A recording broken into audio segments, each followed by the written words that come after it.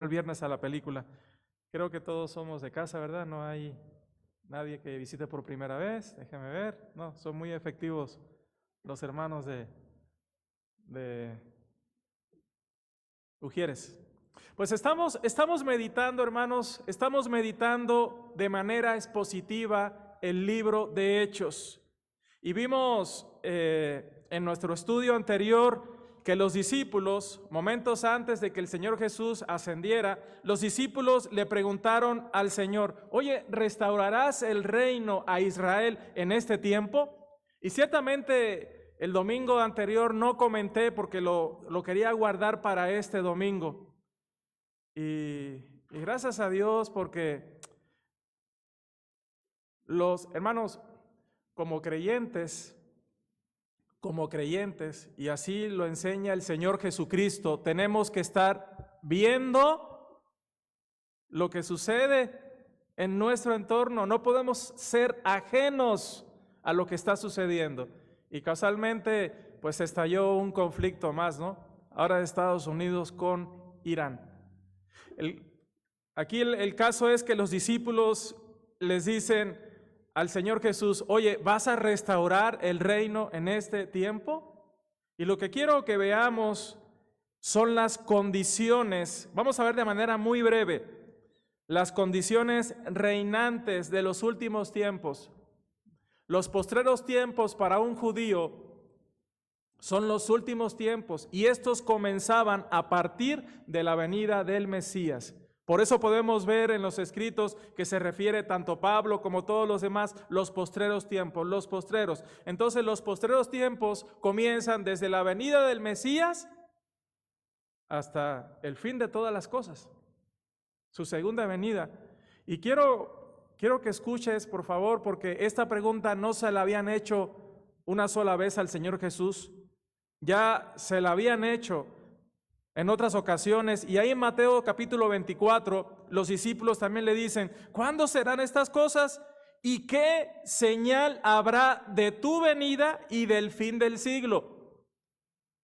Para eso debemos entender a quién le está escribiendo. Esto es, a judíos. ¿Cómo presentan a Jesús?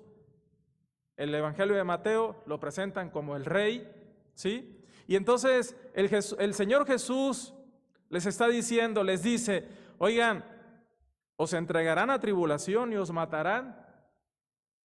Eso sucedió con ellos. Todos ellos fueron mártires, como dice la palabra ahí que vimos en Hechos 1:8. Pero el 10, Mateo 24:10 dice: muchos tropezarán entonces.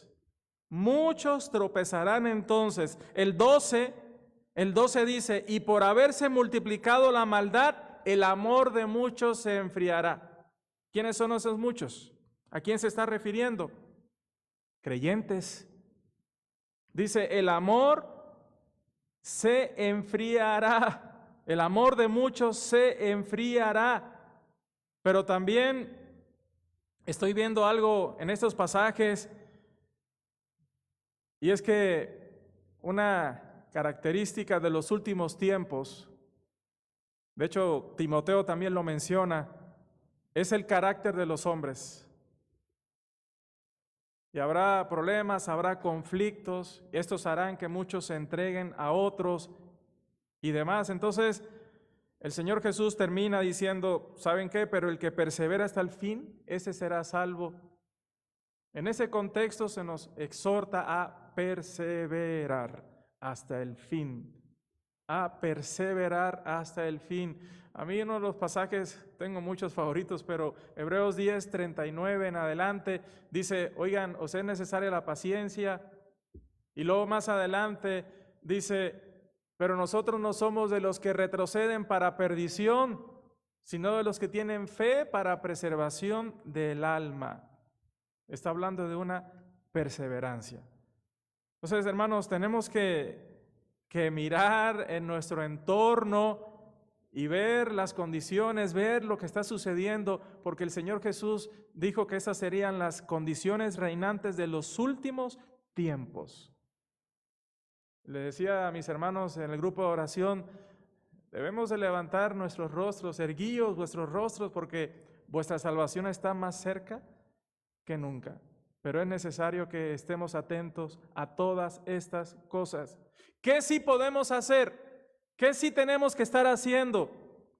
Lo que tenemos que estar haciendo es lo que dijo el Señor Jesús ahí a sus discípulos en Hechos 1:8, que fue con la que terminamos. Pero recibiréis poder cuando haya venido sobre vosotros el Espíritu Santo. Y me seréis testigos. Y le decía que la palabra en griego es martures. Y esa palabra significa mártir.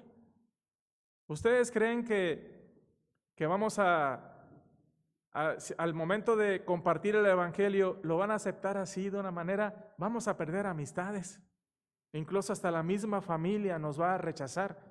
Pero ¿sabes qué? Tenemos que seguir firmes y fieles, porque va a llegar el momento en que ellos van a aceptar. Y entonces tendremos la oportunidad de ser un testimonio vivo para ellos. Pero me seréis testigos. Lo que sí pueden hacer es ser testigos, serme testigos en Jerusalén, en Judea, en Samaria y hasta lo último de toda la tierra.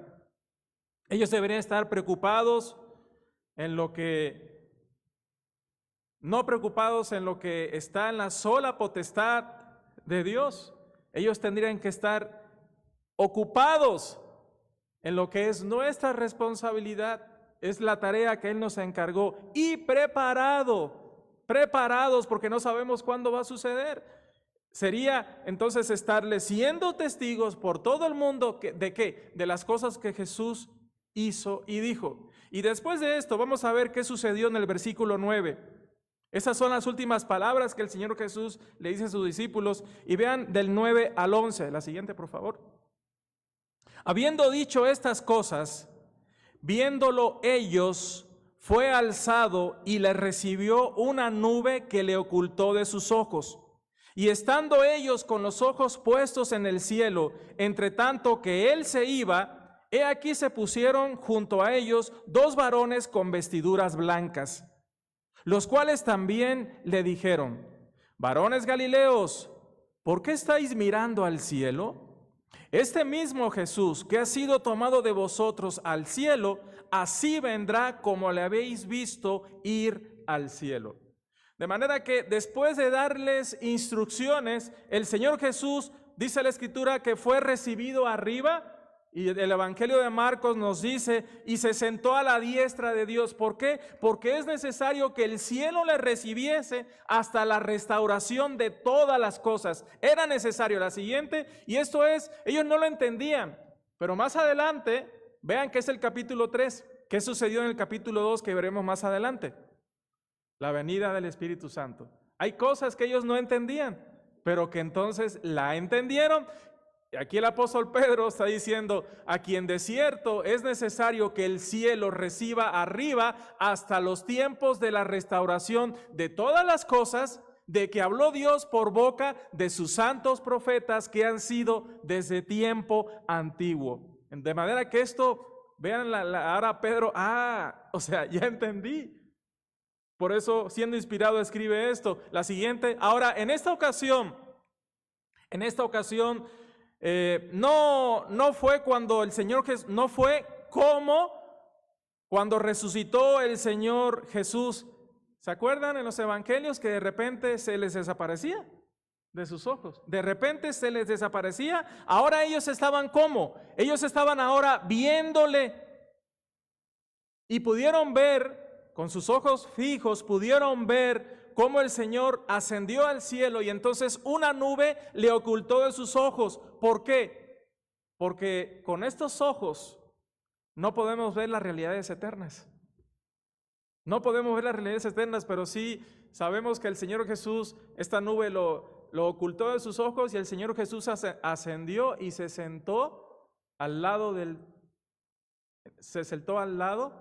en el trono, se sentó al lado de la majestad, al lado de Dios, allá en el tercer cielo, donde está el trono de Dios. En lo que ellos estaban con los ojos puestos en el cielo, dice la Escritura que se pusieron 2 varones con vestiduras blancas, eran ángeles. ¿Y qué le dijeron? ¿Por qué estáis mirando al cielo? Este mismo Jesús, es decir, no otro, este mismo Jesús, no otro, que fue tomado de vosotros al cielo, así vendrá como le habéis visto ir al cielo. Primero, Jesús mismo vendrá, no otro, Jesús mismo, no otro. Y para entender la manera en que vendrá otra vez, debemos de recordar la profecía.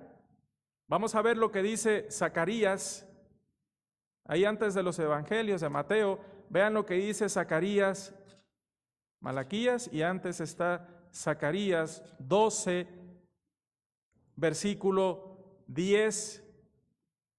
Y derramaré sobre la casa de David y sobre los moradores de Jerusalén espíritu de gracia y de oración. Punto y coma. ¿Cuándo sucedió esto? Ahí en Hechos capítulo 2, Pentecostés. Y luego dice, punto y coma, y mirarán a mí, a quien traspasaron, y llorarán como se llora por hijo unigénito, afligiéndose por él como quien se aflige por el primogénito. ¿Cuándo sucederá esto? Cuando Jesucristo venga otra vez. Y dice, y mirarán a mí, a quien traspasaron. Es decir que verán, hermanos, estas marcas en sus manos, en sus pies, en el costado, esas marcas le acompañarán por la eternidad al Señor Jesús para que recordemos que Él es el Señor, para que recordemos lo que Él ha hecho, para que recordemos lo que ha costado nuestra salvación. Esta profecía es una referencia a la segunda venida de Cristo. Vean Zacarías 14:4. Vean lo que dice. Tú puedes leer después desde el 1, pero aquí está hablando de una batalla que describe Apocalipsis capítulo 19, que es la batalla del Armagedón. No es la última batalla, es la penúltima batalla, pero según allá Apocalipsis. Pero vean Zacarías 14:4.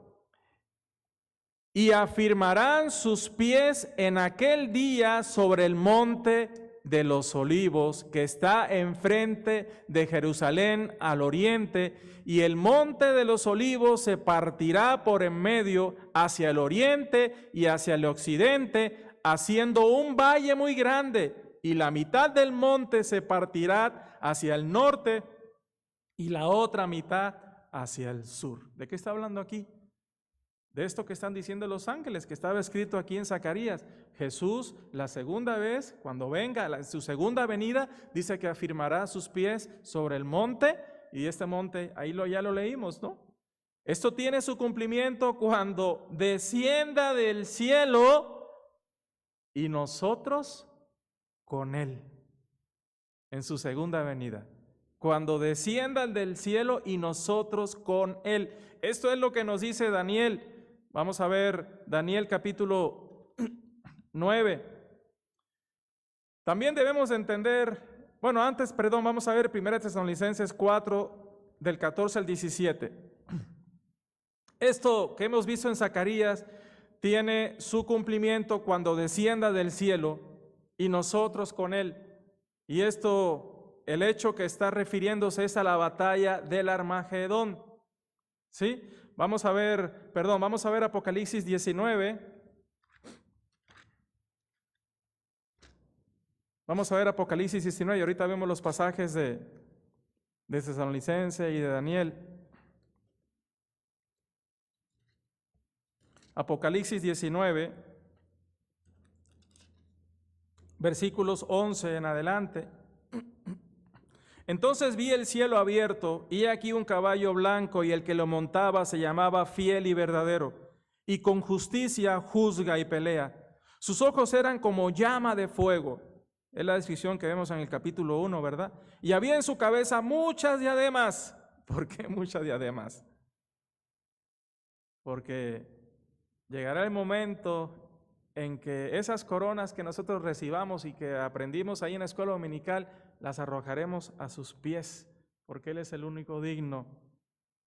Había en su cabeza muchas diademas y tenía un nombre escrito que ninguno conocía sino Él mismo. Estaba vestido de una ropa teñida en sangre ¿Por qué en sangre? Y su nombre era el Verbo de Dios, la palabra de Dios. En el principio era el Verbo, Juan 1:1, y el Verbo era con Dios, y el Verbo era Dios. Y los ejércitos celestiales, vestidos de lino finísimo, blanco y resplandeciente, le seguían en caballos blancos. De su boca sale una espada aguda para herir con ella las naciones, y él las regirá con vara de hierro, y él pisa el lagar del vino del furor y de la ira del Dios Todopoderoso. Y en su vestidura y en su muslo tiene escrito este nombre: Rey de Reyes y Señor de Señores. ¿Quién es? Y vi a un ángel que estaba en pie en el sol y clamó a gran voz diciendo a todas las aves que vuelan en medio del cielo: venid y congregaos a la gran cena de Dios, para que comáis carnes de reyes y de capitanes, y carnes de fuertes, carnes de caballos y de sus jinetes, y carnes de todos, libres y esclavos, pequeños y grandes. Aquí está la batalla de Armagedón. ¿Y por qué es diferente lo que están anunciando los ángeles que anunció Zacarías? Porque es una referencia a la segunda venida. Hay un hecho intermedio que es el rapto o el arrebatamiento, en el que los creyentes, la iglesia, se va con Jesucristo. Primera de Tesalonicenses 4. Vamos a ver qué nos dice. Primera de Tesalonicenses capítulo 4.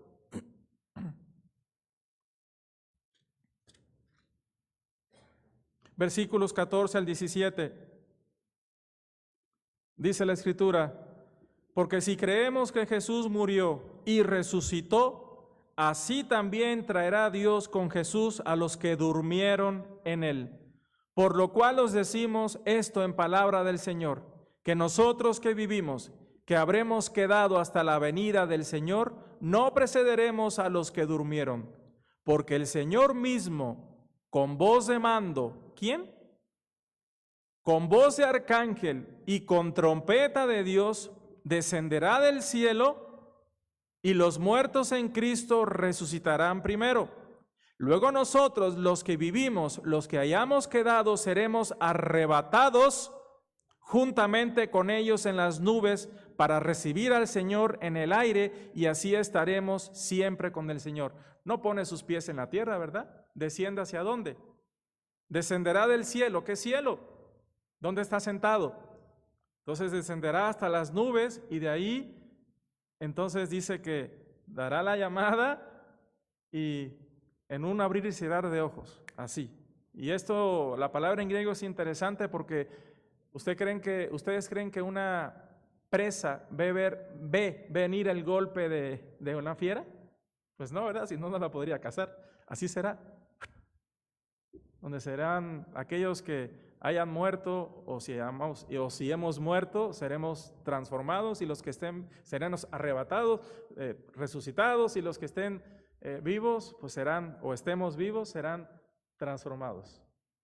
En un abrir y cerrar de ojo. Ahora, debemos entender el contexto de estas palabras, debemos entenderlo. La segunda venida es ¿para quién? La segunda venida es para Israel. Pues en ese tiempo Dios estará tratando con Israel, en este tiempo que quedó pendiente de la profecía dada a Daniel. 70 semanas están determinadas sobre tu pueblo y sobre tu santa ciudad. 70 semanas quedó pendiente, se cumplieron 69 semanas y quedó pendiente una semana, que se le conoce como la 70ª semana de Daniel. Entonces, ¿eso para quién es? Es para Israel. Ahí no estamos nosotros. Tú puedes ver esto, la siguiente, en Daniel 9 del 24 al 27. Vamos a verlo bien rapidito. Daniel 9 del 24 al 27. Y esta es la profecía que se le da a Daniel para su pueblo. Dice: 70 semanas están determinadas sobre tu pueblo y sobre tu santa ciudad, para terminar la prevaricación y poner fin al pecado y expiar la iniquidad, para traer la justicia perdurable y sellar la visión y la profecía y ungir al santo de los santos. ¿De quién está hablando? De Jesucristo. ¿Cómo se iba a terminar con la prevaricación y poner fin al pecado, y cómo se iba a expiar la iniquidad, y cómo se iba a traer una justicia perdurable? A través del sacrificio, a través de la muerte de Jesucristo. Y desde este momento pasarían 490 años para que sucediera esto. Pero se cumplieron, vamos a ver. Sabe pues y entiende que desde la salida de la orden para restaurar y edificar Jerusalén hasta el Mesías príncipe habrá 7 semanas y 62 semanas. 62 más 7, ¿cuánto es?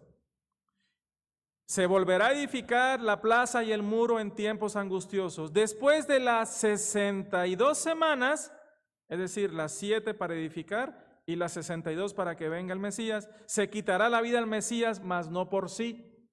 Esto ya lo he explicado muchas veces cuando estudiamos todo esto, ¿no? Y el pueblo de un príncipe que habrá de venir destruirá la ciudad y el santuario. ¿Quién fue este? Tito, en el año 70. Y su fin será con inundación y hasta el fin de la guerra durarán las devastaciones. Y por otra semana confirmará el pacto con muchos. ¿Quién es este ya? Es el anticristo haciendo un pacto con Israel. A la mitad de la semana hará cesar el sacrificio y la ofrenda. Después con la muchedumbre de las abominaciones vendrá el desolador hasta que venga la consumación. ¿Ven? La misma palabra. Consumación de los tiempos. Y lo que está determinado se derrame sobre el desolador. El arrebatamiento o rapto es el evento que termina el tiempo de la iglesia y da comienzo a la 70ª semana de Daniel. 7 años que quedaron pendientes de la profecía dada a Daniel para su pueblo, De manera que aquí estamos viendo que son dos cosas muy diferentes de la que están hablándole los ángeles. ¿A quién? O sea, judíos. La iglesia ahí eran judíos. Vean lo que dice versículos 12 y 13, Hechos del 12 al 13. Entonces volvieron a Jerusalén desde el monte que se llama del Olivar, el cual está cercano de Jerusalén, camino de un día de reposo.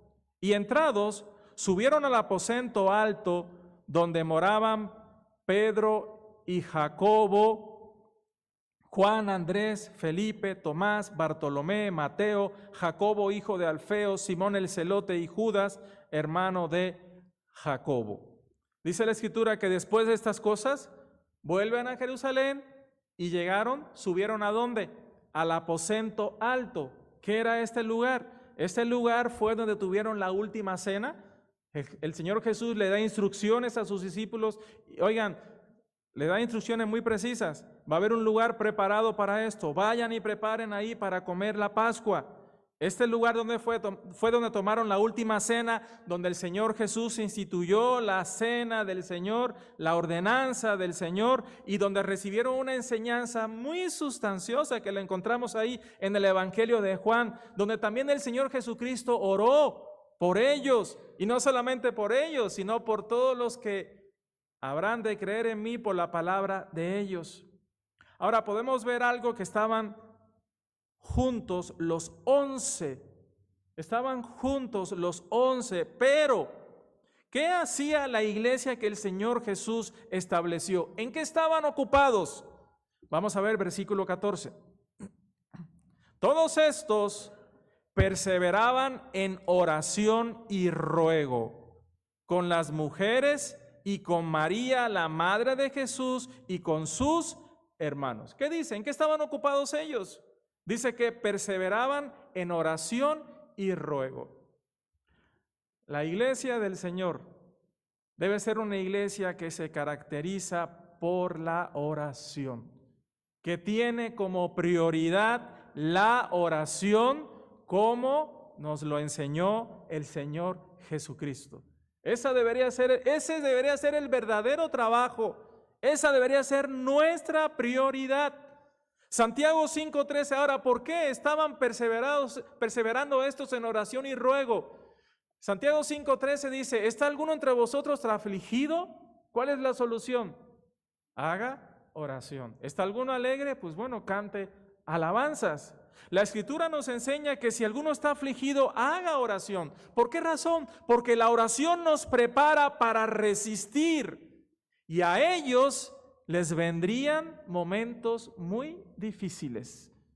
Les vendrían momentos muy difíciles, como veremos más adelante. Pero también nos dice este versículo que estaban las mujeres. Junto con los 11 estaban las mujeres. No se nos dice quiénes eran, pero es de suponer que eran las mismas mujeres que fielmente le habían servido al Señor Jesús durante todo su ministerio y que estuvieron en su crucifixión y que estuvieron en su resurrección. Qué bendición son las mujeres fieles. Qué bendición son las mujeres fieles. También se nos dice que estaba María, la madre de Jesús. Y esta es la última vez que encontramos una referencia en las Escrituras acerca de María. Pero también nos dice que estaban los hermanos de Jesús. Los hermanos de Jesús, quienes después de la resurrección del Señor fue que creyeron en Él. Antes no creían. Sus hermanos antes no creían en Él. Juan 7:5 nos dice, porque ni aún sus hermanos creían en Él. En este pasaje, sus hermanos le dicen, oye, pues a ver, haz algún milagro, vete para allá, date a conocer o demás, para que crean en ti. Y luego dice el 5, porque ni aún sus hermanos creían en Él. En otro pasaje vemos que está Jesús en una casa enseñando, y entonces le dicen, oye, tu madre y tus hermanos están afuera, y te buscan. Pero ¿saben por qué lo buscaban? Porque creían que estaba loco por lo que enseñaba.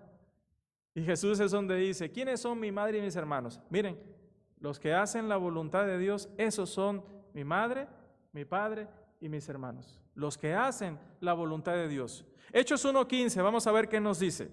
Después de esto, dice Hechos 1:15, en aquellos días Pedro se levantó en medio de los hermanos, y los reunidos eran como 120 en número, y dijo, pasaron algunos días, y dice la Escritura que Pedro se levanta en medio de los hermanos. La pregunta es, ¿por qué se levantó?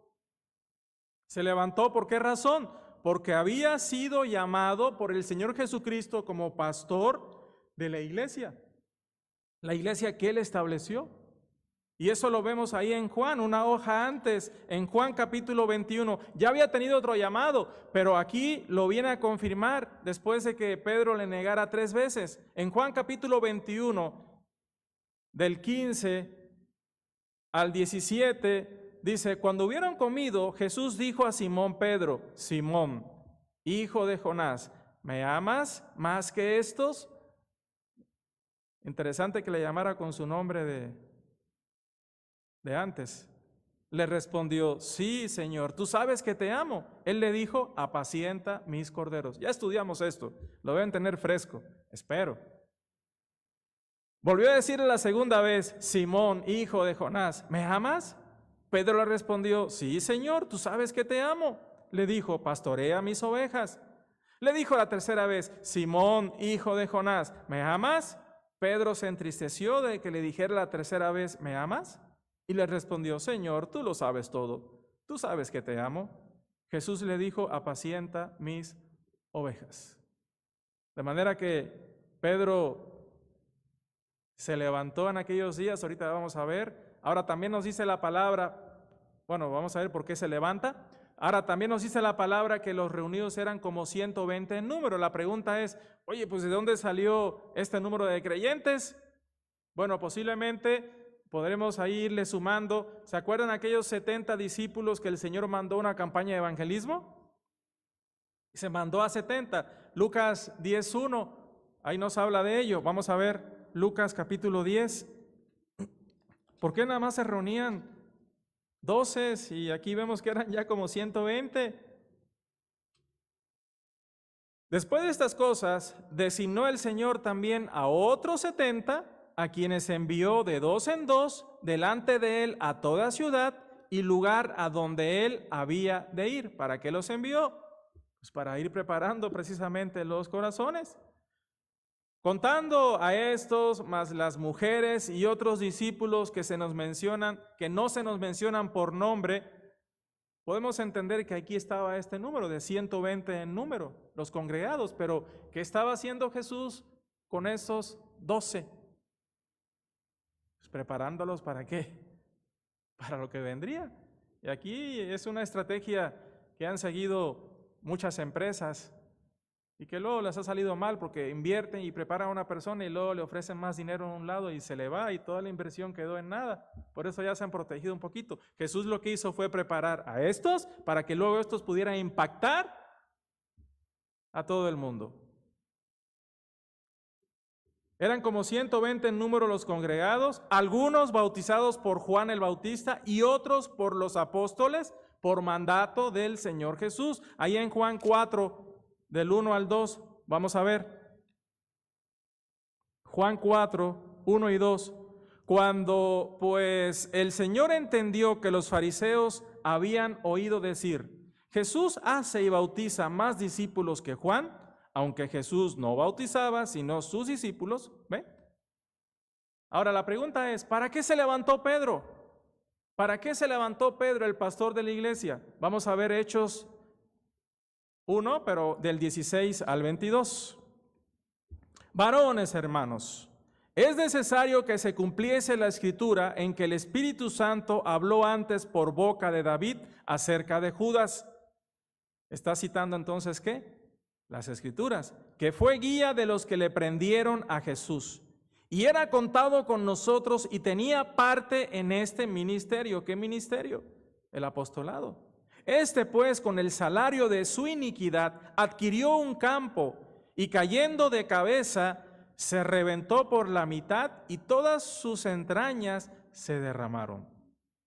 Y fue notorio a todos los habitantes de Jerusalén, de tal manera que aquel campo se llama en su propia lengua Acéldama, que quiere decir campo de sangre.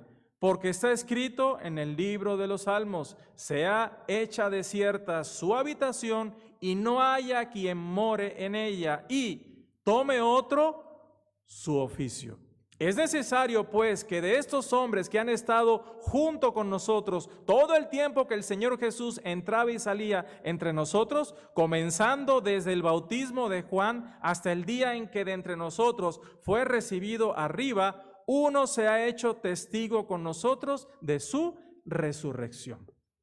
Entonces, de manera que Pedro, ¿por qué se levanta Pedro? Decíamos que Pedro se levanta y como pastor convoca a la primera reunión de miembros, siendo una prerrogativa del pastor para tratar asuntos espirituales.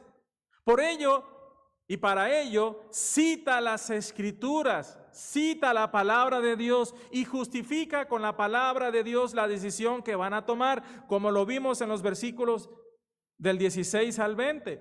Después, ¿qué hace? Pues hace la propuesta. Y en los versículos del 21 al 22, entonces marca el cómo debería de hacerse. La propuesta era elegir al que tomaría el lugar de Judas como apóstol, quien había caído por transgresión y pecado. La pregunta es, ¿qué requisitos debía cumplir el que tomara el lugar de Judas como apóstol? También lo leímos. Primero, debía de haber estado con ellos durante todo el tiempo que el Señor Jesús entraba y salía entre ellos. La pregunta es, ¿qué tiempos marca o definía esto? ¿Qué tiempos marca o definía esto? También lo dice la Escritura. Desde el bautismo de Juan,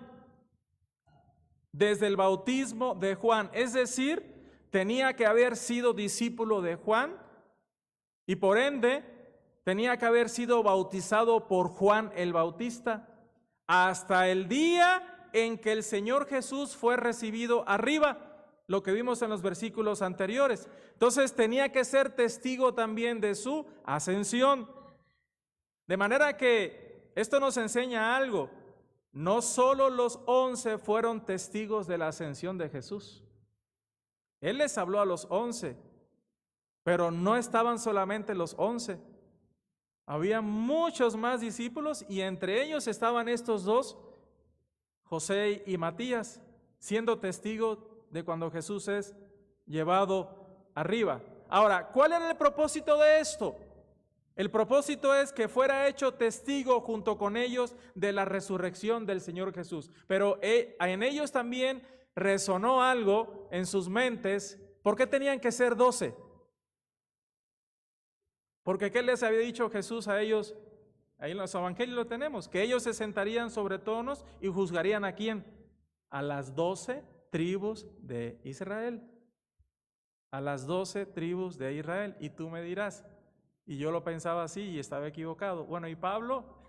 Eso no lo sabemos, pero sí te puedo decir algo. Pablo no cumple los requisitos para ser hecho apóstol en este sentido. ¿Por qué? Porque él no había sido discípulo de Juan, ni había sido bautizado por Juan. Desde ahí está descartado. ¿Sí? Vean, testigos de su resurrección. Vean Hechos capítulo 10. Hechos capítulo 10, versículos 36 en adelante. Hechos 10, 36 en adelante. Dios envió, aquí está el apóstol Pedro predicando, eso es una predicación. Dios envió mensaje a los hijos de Israel anunciando el evangelio de la paz por medio de Jesucristo. Este es Señor de todos. Vosotros sabéis lo que se divulgó por toda Judea, comenzando desde Galilea, después del bautismo que predicó Juan. Cómo Dios ungió con el Espíritu Santo y con poder a Jesús de Nazaret, y cómo éste anduvo haciendo bienes y sanando a todos los oprimidos por el diablo, porque Dios estaba con él. Y nosotros somos testigos de todas las cosas que Jesús hizo en la tierra de Judea y en Jerusalén, a quien mataron colgándole en un madero. A este levantó Dios al tercer día e hizo que se manifestase, no a todo el pueblo, sino a los testigos que Dios había ordenado de antemano. A nosotros que comimos y bebimos con él después que resucitó de los muertos. Y si recuerdas, 1 Corintios 15, del 3 al 8, dice que se apareció a más de 500 hermanos a la vez, de los cuales muchos aún vivían y otros ya duermen, ya habían muerto, ¿verdad? Y luego sigamos leyendo. Y nos mandó que predicásemos al pueblo y testificásemos que Él es el que Dios ha puesto por juez de vivos y muertos. De este dan testimonios todos los profetas, que todos los que en Él creyeren recibirán perdón de pecados por su nombre. La pregunta es, viendo esta decisión que se toma, ¿cómo podría alguien nombrarse apóstol hoy día? ¿Cumplirán los requisitos? Para empezar, ¿han sido discípulos de Juan? Porque todos los apóstoles, los 12, fueron bautizados por Juan el Bautista. Así está implícito ahí en el Evangelio de Juan. Entonces, para empezar, ¿pueden cumplir ese? No, ¿verdad? No pueden cumplir con esos requisitos. Hechos 1 del 23 al 26. Dice, después de esto, vean las palabras, es muy importante, y señalaron, plural, señalaron a 2. ¿Quiénes señalaron? Pedro les dijo, hay que hacer esto. ¿Y quiénes señalaron? Los discípulos, la iglesia. Y señalaron a 2, a José llamado Barsabás, que tenía por sobrenombre Justo, y a Matías. Y orando dijeron, tú, Señor, que conoces los corazones de todos, muestra cuál de estos 2 has escogido, para que tome la parte de este ministerio y apostolado de que cayó Judas por transgresión para irse a su propio lugar.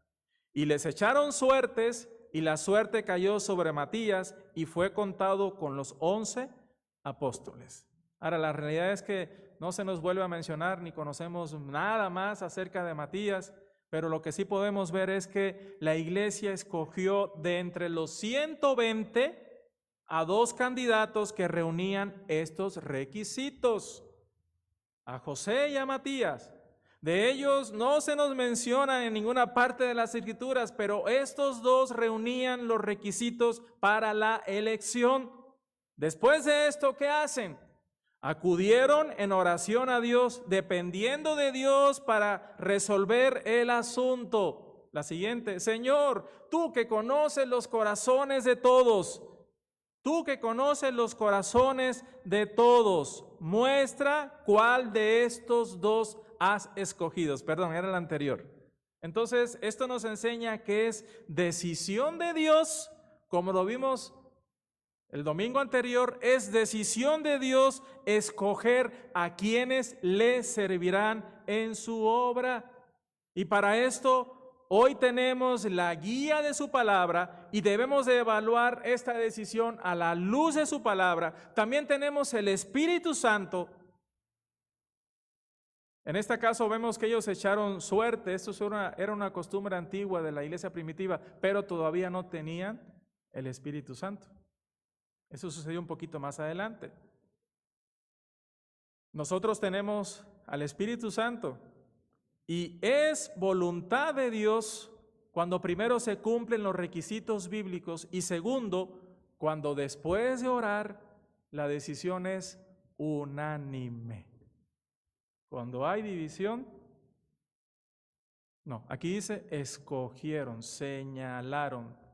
En el caso de ellos, la decisión se resolvió por suertes, era un método que usaba el pueblo de Dios antes de que fuera dado el Espíritu Santo. Y entonces, hermanos, esto Dios nos enseña, eso es muy importante, Dios nos enseña a recordar estos principios bíblicos al tomar decisiones espirituales como iglesia.